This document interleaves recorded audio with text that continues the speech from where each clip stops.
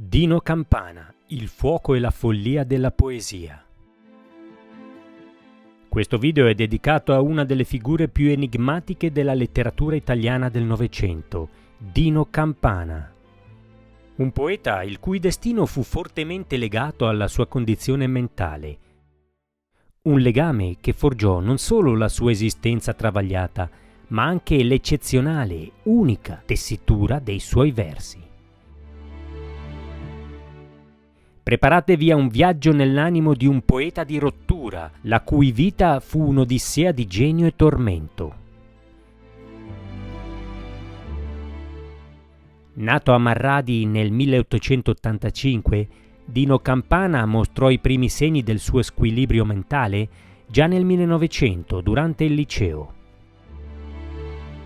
Suo padre descriveva una impulsività brutale, morbosa, soprattutto in famiglia. Questo stato interiore si tradusse ben presto in una vita di costante irrequietezza e una profonda difficoltà a trovare una vera e propria collocazione sociale. Il suo percorso scolastico fu incerto e saltuario, così come quello universitario, destinato a fallire attraverso continui cambi di facoltà scientifiche. Nonostante l'apparente contraddizione, l'inclinazione giovanile verso la scienza influenzò la sua poetica con tratti di scientismo delirante e impressionistico. Campana conobbe presto le durezze della vita. Fu rinchiuso in un carcere di Parma, probabilmente per ubriachezza o irascibilità. Nel 1906 arrivò la prima diagnosi di una forma psichica a base di esaltazione, che lo portò al ricovero nel manicomio di Imola. L'ombra della pazzia e della demenza precoce non lo lascerà mai più.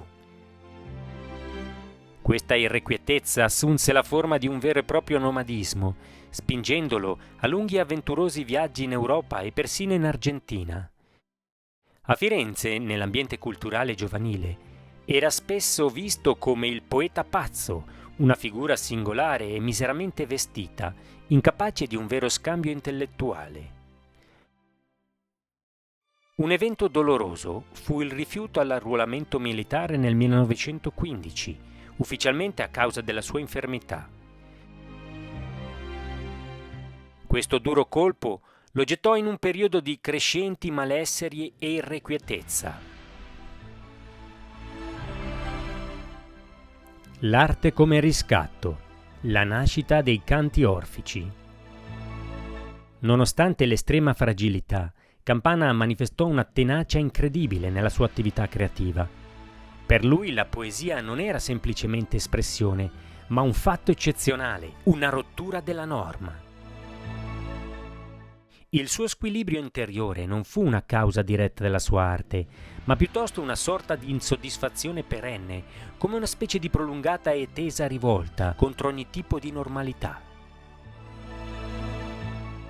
È in questa eccezionalità che la sua condizione umana trovava la forza di distinguersi e di tradursi in poesia. I suoi viaggi e il nomadismo accumularono materiali impressionistici esotici e portarono a un prevalere del paesaggio come caleidoscopio di immagini in perpetuo movimento. La sua opera sviluppa un marcato aspetto notturno, misterico, che serve a esaltare i momenti di illuminazione, le accensioni improvvise e vibranti, gli squarci di colore bianco sullo sfondo opaco dei grigi e dei violetti. Questo lo ricollega alla grande tradizione della poesia decadente europea, in particolare a figure come Rimbaud, attraverso un originale scavo nel simbolismo. Il suo capolavoro, I Canti Orfici, nacque da un processo creativo intenso. Un momento cruciale e drammatico fu la perdita del manoscritto originale, affidato a Papini e Soffici, che lo smarrirono. Questa fu una delusione gravissima e una ferita profonda per Campana, che reagì con un furore terribile. Tuttavia, con una tenacia insospettabile, riuscì a ricostruire il testo a memoria, facendolo poi stampare a sue spese da un tipografo di Marradi nel 1914. amore, delusione e il buio finale. La ricerca affettiva di Campana fu ugualmente tormentata. Il suo apporto con la scrittrice Sibilla Aleramo fu intenso e drammatico. Per Campana, la donna rappresentava un'impossibile ricerca della madre e un compito risanatore che nessun essere umano avrebbe potuto realizzare. Il legame segnato da violenze e percosse da parte del poeta si ruppe bruscamente nel 1917. Le sue sofferenze rendevano sempre più difficile una linea di ricerca organica e coerente nella sua scrittura.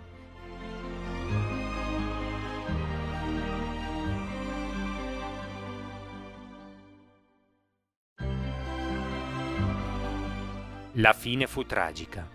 Nel gennaio 1918 Campana fu definitivamente ricoverato all'Istituto Fiorentino di Osservazione per le Malattie Mentali e poi trasferito all'ospedale psichiatrico di Castel Pulci, dove rimase fino alla sua morte.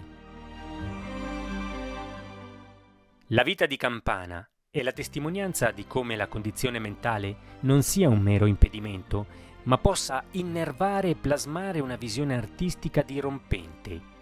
La sua irrequietezza e il suo squilibrio non sono stati solo una diagnosi clinica, ma elementi propulsivi di una poesia che ha saputo distinguersi, rompere le norme e creare un linguaggio unico, fatto di immagini vivide, colori potenti e una profonda, dolente consapevolezza dell'esistenza. La sua opera continua a risuonare, dimostrando che talvolta è proprio ai margini della normalità che fioriscono le voci più autentiche e rivoluzionarie della poesia.